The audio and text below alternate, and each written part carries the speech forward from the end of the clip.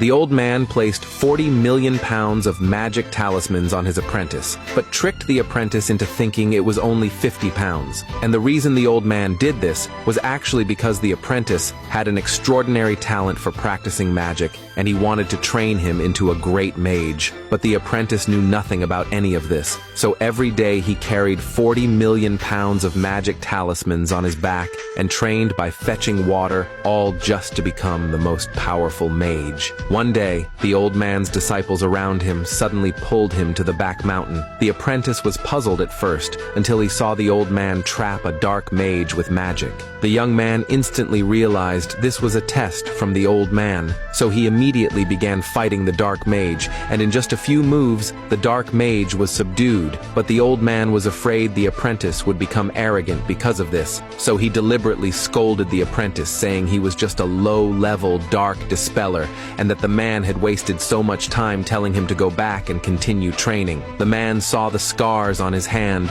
and believed it, and even felt guilty because of it. So he made up his mind to train even harder. But what he didn't know was that his strength had already reached a terrifying level, and that the dark mage just now actually had the power of a great mage. When the man returned to the Magic Academy, he suddenly learned that the principal was handing over the academy to her daughter Jennifer. What the man didn't expect was that right after the principal left, Jennifer's first action was to expel some students. As some students left, the man thought that although his strength wasn't enough because he had trained hard for so many years, he shouldn't be expelled. But unexpectedly, the next second, Jennifer read out the apprentice's name, saying he was to be expelled, before the apprentice could even question. Jennifer even expelled the old man from the academy too, but everyone knew this old man once fought against dark magic forces for the sake of the academy. And the reason Jennifer did this was simply because she thought these people had no value to the academy anymore. Jennifer's actions made everyone very dissatisfied,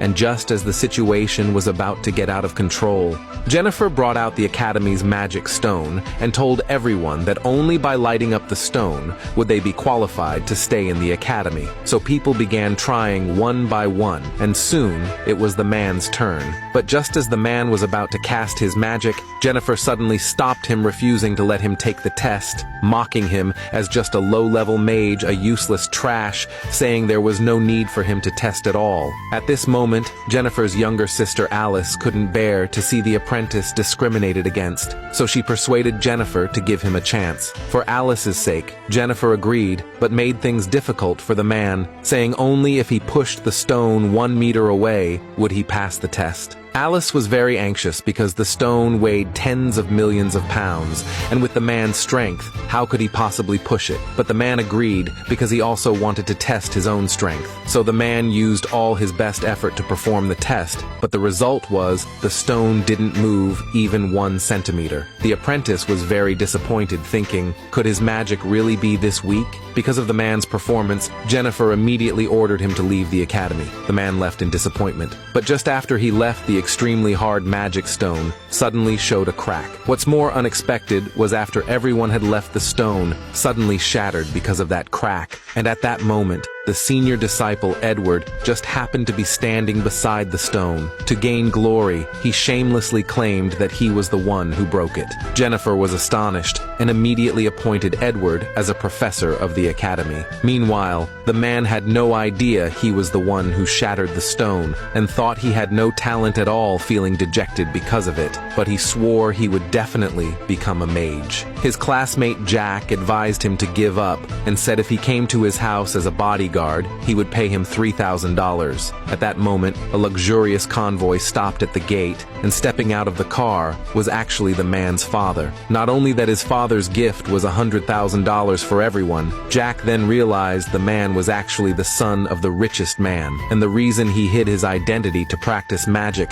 was because he thought a wealthy life was too boring. Just then, the forces of the dark mages suddenly came. They came to avenge the mage from before. The father immediately tried to take the man away, but discovered they were trapped all around by the dark mages and no one could leave. Just as everyone was worrying, Jennifer arrived with Edward. Even when facing Jerry, the powerful leader of the Dark Mages, she wasn't worried at all because their academy had the great mage Edward, who could push the magic stone. So she urged Edward to go fight. But what no one expected was Jack's subordinate. Sean defeated Edward in just one move. Edward, afraid his true strength would be exposed, took out his secret weapon. And this weapon was actually a drop of the man's blood he once casually discarded, which Edward had even mistaken for powerful magic, with the man's magic infused into it. This time, Edward actually severely injured Sean. The power Edward displayed made the man admire him deeply, and he also wanted to become a mage as strong as Edward. On the Dark Mage's side, because of Sean's severe injury, Jack was extremely angry and couldn't wait to fight Edward. But just then, Edward suddenly realized that the man's magic power had been completely used up.